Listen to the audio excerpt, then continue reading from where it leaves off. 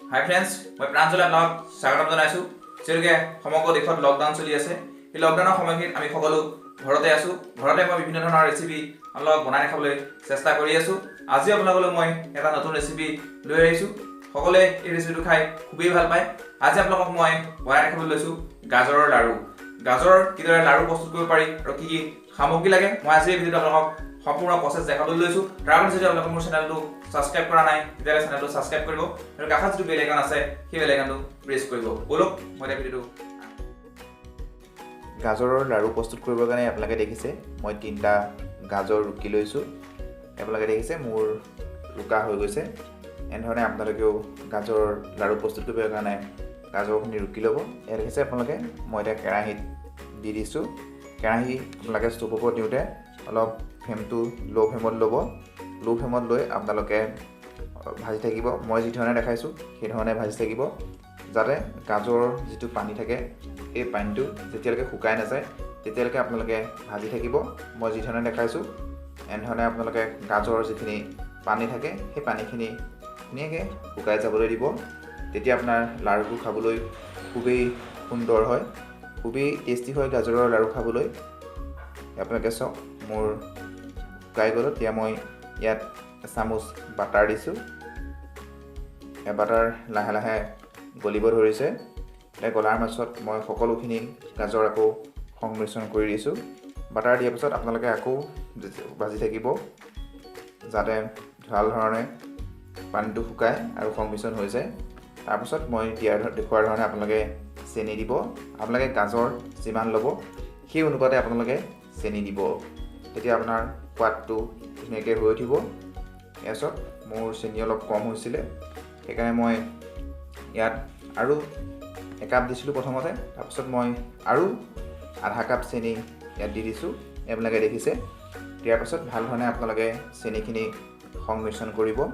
মই যি ধৰণে সংমিশ্ৰণ কৰিছোঁ আপোনালোকে দেখিছে।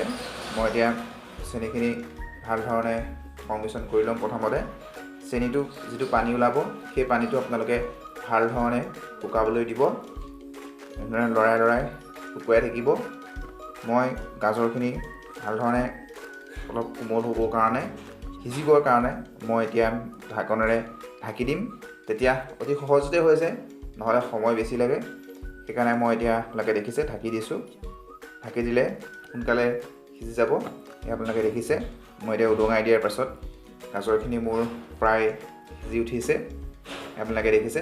এতিয়া মই যিখিনি গাজৰৰ চেনিৰ পৰা পানী ওলাই গৈছে সেই পানীখিনি লৰাই লৰাই ভাল ধৰণে শুকুৱাব লাগিব। চাওক মোৰ লাহে লাহে শুকাব ধৰিছে। খুবেই সুন্দৰ হয় খাবলৈ। আপোনালোকে মই দেখুওৱাৰ ধৰণে আপোনালোকে ঘৰতে বনাই চাব।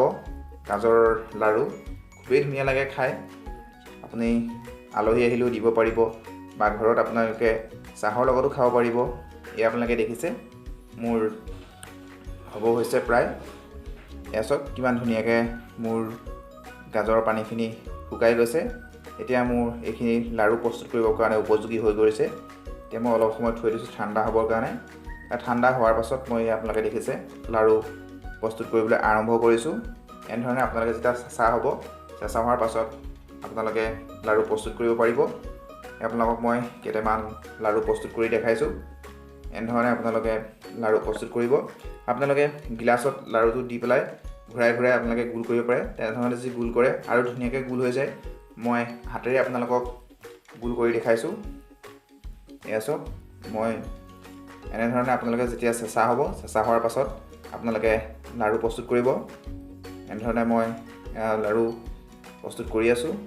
যদি আপোনালোকে মোৰ ভিডিঅ'টো চাই ভাল পাইছে তেতিয়াহ'লে প্লিজ মোৰ চেনেলটো লাইক কৰিব, কমেণ্ট কৰিব আৰু সকলো আপোনালোকৰ বন্ধু বান্ধৱীলৈ ফেচবুক আৰু হোৱাটছএপৰ জৰিয়তে শ্বেয়াৰ কৰিব। আৰু এটা নতুন ভিডিঅ'ত লগ পোৱাৰ আশাৰে আজিলৈ আপোনালোকৰ পৰা বিদায় লৈছোঁ।